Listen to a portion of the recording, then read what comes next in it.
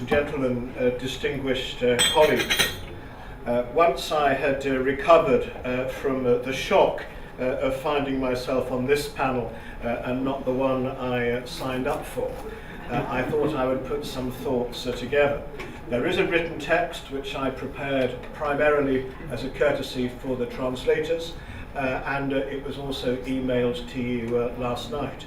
I have been inundated with your out-of-office replies, which is not surprising because you are all here. I find myself in the unfortunate position of disagreeing with one of our keynote speakers last night. Ambassador Superstein concluded his remarks by being somewhat disparaging about the place of history and the role of history. What I hope to do in a very brief presentation today is to talk about the possibility that we can learn from the past and informed by the past we can create a better future. I want to tell my story, I want to tell England's story, and I hope that when I conclude you will all share in that and it will become our story. My story for the last 2 years is of travelling throughout the world, talking on a subject dear to my heart, namely Magna Carta, in its 800th anniversary year. My journey has taken me to America, to Australia, to Africa, and throughout most of Europe. I am embarrassed at the extent of my carbon footprint. But England's story is of the document Magna Carta, which I've discussed and written about in this book, and which has been celebrated this year throughout the world in different ways. Magna Carta is a pragmatic peace treaty, negotiated on the banks of the River Thames on the 15th of June of 1215. But it has become the iconic bedrock of fundamental constitutional principles throughout the common law world and beyond. It articulates the rule of law, trial by jury, habeas corpus, and much more besides. And it is afforded a reverence by constitutional lawyers and by others, not so much because of its historic reality, but because of the mythical recollection that people have. Its origins may be clouded in a level of misunderstanding, but we must remember that today it carries enormous weight because of what it said and what it is believed to have said. At the launch of the United Nations Declaration of Human Rights, Eleanor Roosevelt famously remarked that that very document, that modern-day articulation of human rights, constitutes a Magna Carta for modern times. And Magna Carta is a wonderful mixture, a mixture of high-voltage principle and detailed specificity. A little bit like this very conference, where we have contributions dealing with broad areas of theory, and others like mine, which focus on a much narrower area.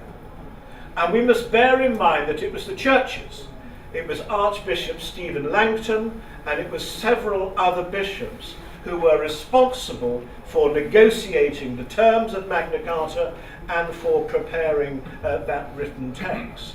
And it was not unique.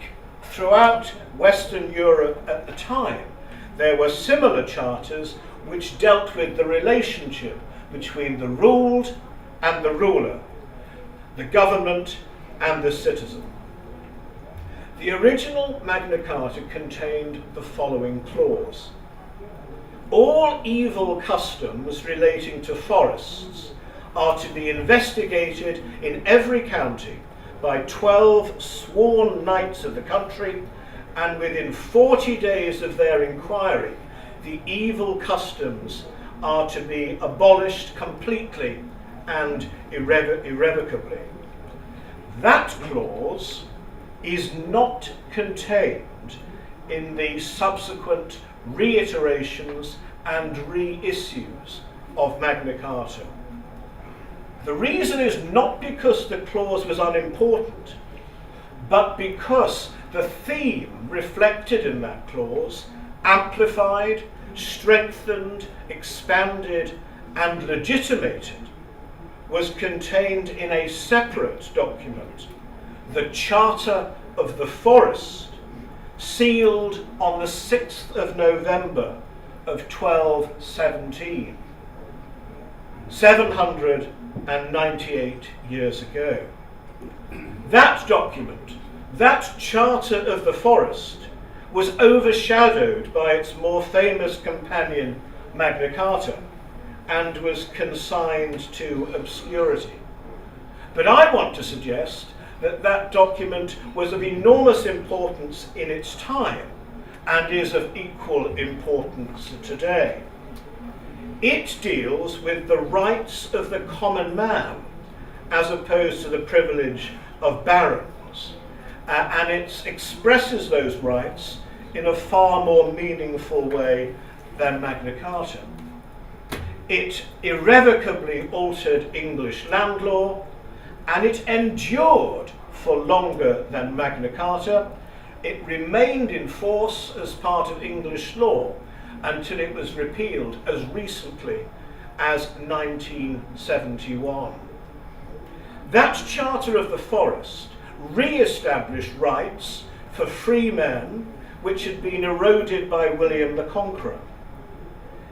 Royal forests, they included heathland, farms and villages. Approximately 1/3 of the English countryside was classified as being a royal forest. But the Charter gave to the ordinary citizen the right to forage for food, the right to graze their animals. The king was required to give up possession of huge areas of land and to return it to use by commoners living in their community. The Charter was very detailed. The Charter was very schematic.